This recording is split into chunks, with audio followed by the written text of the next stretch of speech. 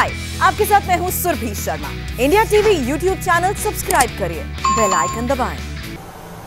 जिस तरह से सेंट्रल विस्टा प्रोजेक्ट पर प्रधानमंत्री मोदी के विरोधियों का मुंह बंद हुआ, कुछ उसी तरह गुजरात में भी प्रधानमंत्री मोदी के शुद्ध राजनीतिक प्रयोग ने आज इतिहास रच दिया। पूरी की पूरी सरकार का चेहरा बदल दिया गया। भूपेंद्र पटेल सरकार का हर एक मंत्री नया है।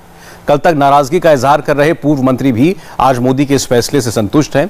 मोदी ने गुजरात में बदलाव की ऐसी स्क्रिप्ट लिखी जिसका एक एक सीन फुल प्रूफ था।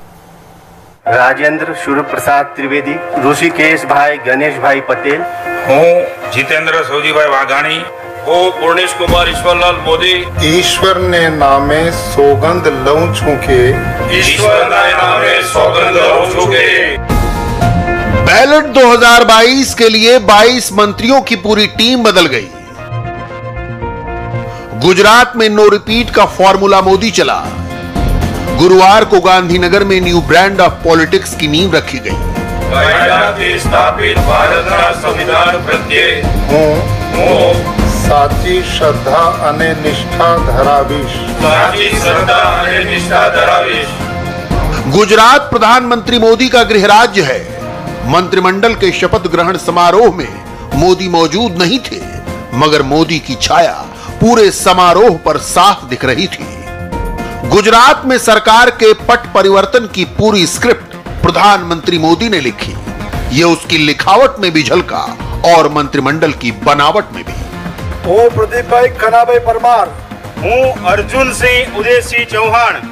ईश्वर ने नामे सौगंध लऊं छूके, कायदाથી स्थापित भारत का संविधान प्रत्यय हूँ साची श्रद्धा अने निष्ठा धरावीश।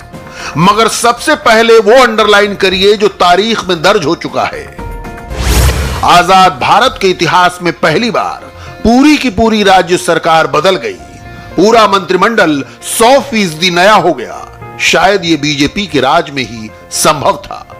जो मोदी की अंदाज सियासत और मजबूत नेतृत्व के दीवाने हैं, वो फिर उनके विरोधियों को चढ़ा सकते हैं। मोदी है तो मुमकिन है।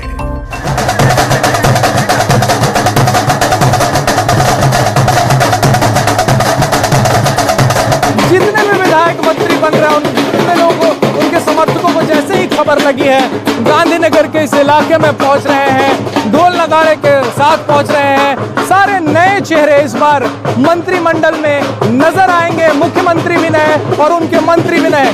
भारतीय जनता पार्टी के ये कार्यकर्ता अपने नेताओं के लिए मंत्री की बारी का काफी दिनों से इंतजार कर रहे थे और अब वो लम्हा आ गया है जब इनके नेता मंत्री बनने वाले।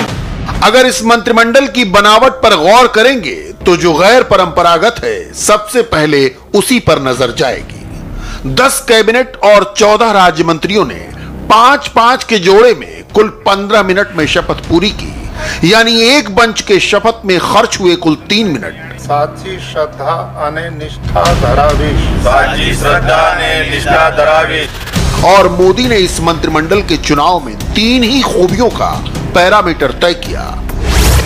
Number 1, communicator. मंत्री जनता की जबान में बोले, अपनी बात जनता तक पहुंचा सके, बयान से आम आदमी को मोटिवेट करे। Number 2, professional. अपने महकमे की पूरी समझ हो, डेटा से हर वक्त अपडेट रहे, योजना को लेकर अफसरशाही के भरोसे ना हो। Number 3, low profile. मंत्री आम आदमी की तरह हो, आम नेता की तरह वीआईपी ना हो, आम जनता के बीच मिक्सअप हो सके।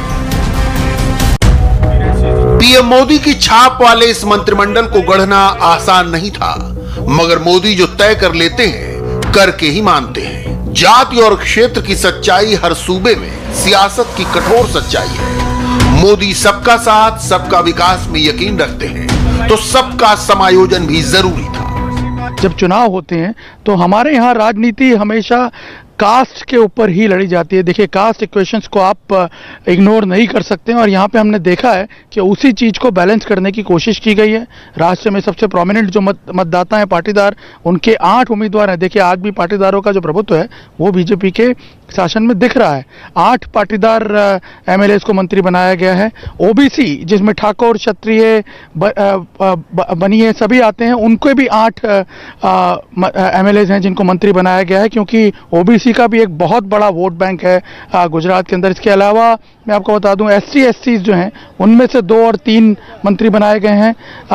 ब्राह्मण 2 ब्राह्मणों को भी मंत्री बनाया गया है और 1 जैन कम्युनिटी से। इसके अलावा अगर हम रीजनल बैलेंस को देखें, रीजनल बैलेंस को भी मेंटेन करने की कोशिश की गई है। अब पूरे सूबा गुजरात की बिसात पर इस मंत्रिमंडल को बिछा कर देखिए। साउथ गुजरात ने बीजेपी को पिछले 2 चुनाव में सबसे ज्यादा सीटें दी हैं। वहां से सबसे ज्यादा 7 मंत्री बनाए गए हैं। इन मंत्रियों के नाम हैं गणदेवी से नरेश पटेल, पार्डी से कानू देसाई, कपराड़ा से जीतू चौधरी, मजुरा से हर्ष संघवी, ओलपाड से मुकेश पटेल, सूरत से पूर्णेश मोदी, कतरगाम से वीनू मोडिया। इसके बाद गुजरात की राजनीति का सबसे बड़ा केंद्र है सौराष्ट्र। सौराष्ट्र में सबसे अधिक सीटें हैं। कहा जाता है जो सौराष्ट्र को मैनेज कर लेगा वो गुजरात पर राज करेगा। वहां से भी 7 एमएलए को मंत्री बनाया गया है। राजकोट से अरविंद रेयानी, जामनगर से राघव जी, मोरबी से ब्रिजर मिर्जा, केशोद से देवमालम, लिंबड़ी से किरीट सिंह राणा, भावनगर महुआ से RC मकवाना, भावनगर पश्चिम से जीतू वघानी। सौराष्ट्र से ही आते हैं जयेश रादड़िया जो अपेक्षाकृत युवा हैं। मंत्रिमंडल से हटाए जाने से सबसे अधिक नाराज थे, मगर अब सुर बदल गए हैं। तो ये बताइए जयेश भाई कि हमने देखा एक लेस नॉन पाटीदार लीडर को सरकार ने मुख्यमंत्री बना दिया और आप जैसे एक जनाधार वाले पाटीदार नेता को वो भी जो सौराष्ट्र से आता है, जहाँ बहुत क्रूशल फैक्टर है, उसे ड्रॉप कर दिया गया। क्योंकि समय समय पर सबको जिम्मेदारी मिलती है। भारतीय जनता पार्टी में कार्यकर्ताओं को जिम्मेदारी मिलती है और कार्यकर्ता के नाते जिसमें चीफ मिनिस्टर की जवाबदारी मिलती है, मिनिस्टर की जवाबदारी मिलती है, वो निभाते हैं। और हम सब टीम गुजरात और संगठन में टीम भाजपा बन के सब काम करते हैं। शीर्ष नेतृत्व हो या हमारा छोटा सा कार्यकर्ता हो, जो पेज समिति का हमारा प्रमुख हो, सब साथ में मिलकर टीम बन के हम काम करते हैं। सबसे इंटरेस्टिंग है मध्य गुजरात जो परंपरागत तौर पर कांग्रेस का गढ़ रहा है, मगर 2017 में बीजेपी जो लड़खड़ाते संभल पाई, उसके पीछे मध्य गुजरात का बेहतरीन प्रदर्शन था। लिहाजा मध्य गुजरात को खास तरजीह मिली है। निकोल से जगदीश पांचाल, हदफ मोरवा से निमिषा सुथार, असरवा से प्रदीप परमार, महमदवाद से अर्जुन सिंह चौहान, संतरामपुर से कुबेर डिंडोर, वडोदरा से मनीषा वकील, रावपुरा से राजेंद्र त्रिवेदी। राजेंद्र त्रिवेदी विधानसभा अध्यक्ष की कुर्सी छोड़कर मंत्री बने हैं। वो सरकार में नंबर 2 की हैसियत में होंगे। खास बात यह कि इनका बैकग्राउंड यूपी का है। बहरहाल मंत्री बनाने में उत्तर गुजरात का भी ख्याल रखा गया। वहां से भी 3 मंत्री बनाए गए हैं। विसनगर से ऋषिकेश पटेल, प्रतिंज से गजेंद्र परमार, कंकराज से किरीट सिंह वाघेला। यह शपथ ग्रहण समारोह बुधवार की दोपहर ही होना था, मगर नो रिपीट की थियरी कुछ पुराने मंत्रियों के गले नहीं उतर रही थी।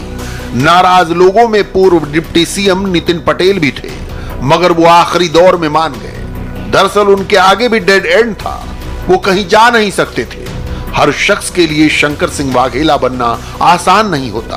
केशु भाई पटेल को पार्टी छोड़कर हाशिए पर जाते सबने देखा है। लिहाजा नितिन पटेल न सिर्फ माने बल्कि शपथ ग्रहण समारोह में पूरे वक्त मौजूद भी रहे। हाईकमान ने नाराज नेताओं को मनाने का जिम्मा विजय रूपाणी पर ही छोड़ दिया था। पुराने लोग नाराज बताए जा रहे हैं, कई लोग आए भी नहीं। सब मिलकर के काम कर रहे हैं। संगठन और सरकार में सभी की भूमिका रहेगी। क्या इन लोगों को फिर से चुनाव में मौका मिला है जो सीनियर मंत्री? चुनाव तो सभी मिलकर के लड़ते हैं, खाली सरकार के मंत्री नहीं, सरकार और संगठन के सभी लोग मिलकर लड़ते हैं और सब मिलकर के लड़ेंगे। लेकिन सवाल बार बार पूछा जा रहा है कि पूरी की पूरी टीम चेंज करने की जरूरत क्यों पड़ी? क्या किसी लोकतांत्रिक पार्टी में नए नेतृत्व के विकास करने की संभावनाएं नहीं होनी चाहिए? क्या सभी लोगों को सहभागिता के साथ सरकार में काम करने का अवसर नहीं मिलना चाहिए? और क्या ऐसा नहीं होना चाहिए कि पुराने लोग नए लोगों को मिला करके सरकार के उनके अनुभव और उनकी ऊर्जा क्षमता को बढ़ा करके काम करने का प्रयास किया जाए? और उसके लिए तो ये तो स्वागत योग्य विषय है। किसी भी लोकतांत्रिक पार्टी में ऐसा होना स्वागत योग्य है। क्या अगले चुनाव को देखकर ये पूरी टीम चेंज की गई है? पार्टी हमारी पिछले 3 दशकों से गुजरात की सेवा कर रही है, गुजरात की जनता का भी आशीर्वाद है और निश्चित रूप से उस आशीर्वाद को हम आगे भी प्राप्त। आखिरी सवाल सर, 1 साल ही है अब चुनाव में, ये जो मंत्री बने हैं या मुख्यमंत्री बने हैं वो जब जनता के बीच में जाएंगे तो सिर्फ उनके पास अपने काम दिखाने के लिए 1 साल रहेंगे? काम हमारा 1 साल का नहीं, हमारा 27 साल का काम है और काम की कंटिन्यूटी के ही हम वोट मांगेंगे। भूपेंद्र यादव ने जो मार्के की बात कही वो यही कि वोट 3 दशक के काम पर मांगे जाएंगे। नए लोगों को अवसर दिया गया है। जो नहीं कही वो ये कि रूपाणी सरकार के फटीग से गुजरात को उबारने के लिए मोदी ने नो रिपीट का कामयाब रास्ता खोजा। इसे ही कहते हैं विकल्प अपने भीतर से पैदा करना। गुजरात में बीजेपी ने यह करके साबित किया कि उसके पास न नेता कम है न नेतृत्व। और फिलहाल हमें रुकना होगा एक ब्रेक के लिए, लेकिन त्योहारों से पहले यूपी के बड़े शहरों को किस तरह से हाई अलर्ट पर रखा गया है, इसकी एक्सक्लूसिव तस्वीरें बस एक ब्रेक के बाद।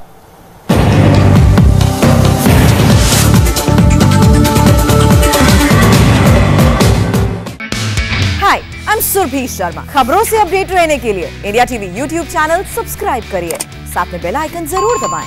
जुड़े रहें इंडिया टीवी के साथ।